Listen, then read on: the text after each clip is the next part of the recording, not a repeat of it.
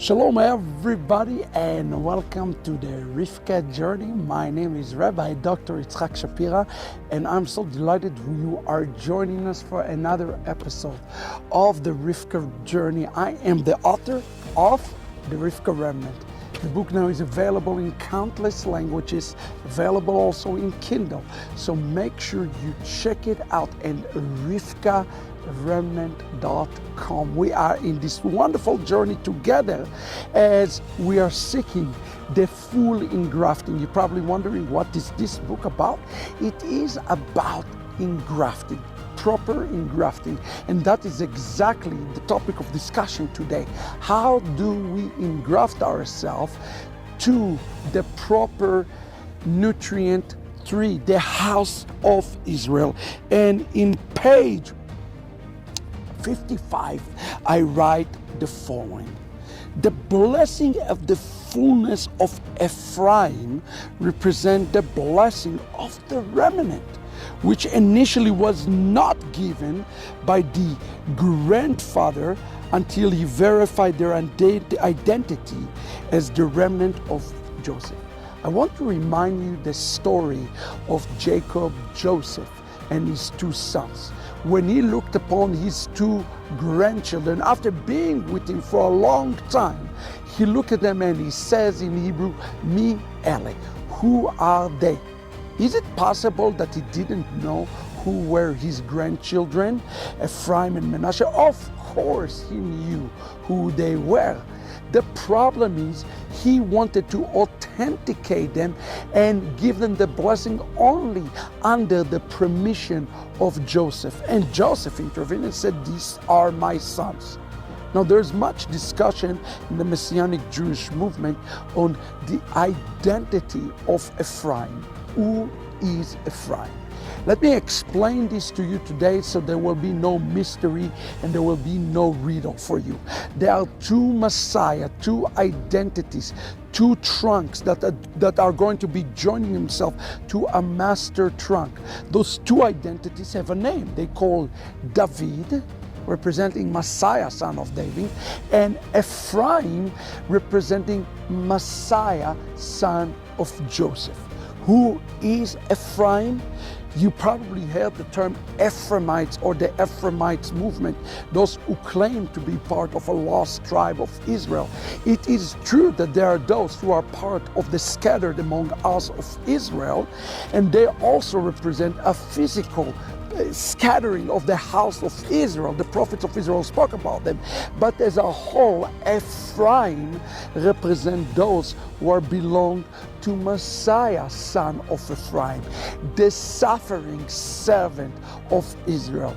In the prophet Ezekiel chapter 37, we read about a prophecy of the two sticks, the one that is called Israel and Yehudah, Ephraim and Yehudah, that come together. Now, to make things simpler for you, let me define it for you. Jacob represents the natural branch, or the Jewish people who have to be engrafted. And it is Ephraim, or according to Jeremiah chapter 31, who called the Notzrim, the Nazarene, the followers of Messiah, who also have to engraft themselves together.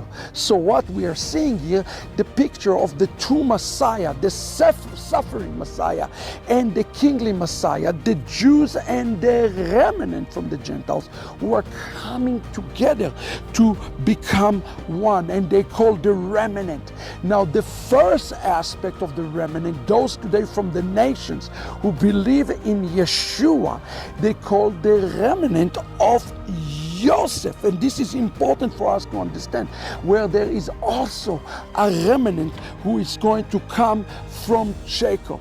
So here's what I wrote in page 56. To take the identity of Ephraim in the last days, the remnant must first recognize the true identity of the father, Joseph. Although Ephraim and Manasseh were reared in the Egyptian culture, the Midrash explained that they never lost sight of their Hebrew or their Jewish identity of their father Joseph. Simply stated, Christianity that is disconnected from authentic Jewish Joseph will never find its way back to Jacob's home or to his blessings. What is the upshot for us today? The unification that is going to be taking place in the days ahead of us have to be through Joseph. And today we have to come to the Jewish roots of our faith. A lot of people say to the Gentile, to the Christian church, you are fine the way you are saved.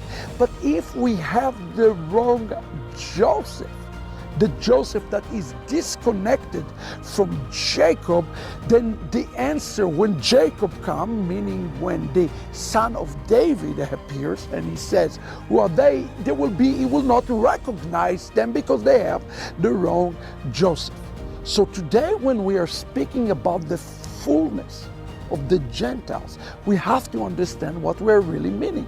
The word fullness in Hebrew does not mean full number, but full understanding, full recognition, full revelation of who and what we are engrafting ourselves through.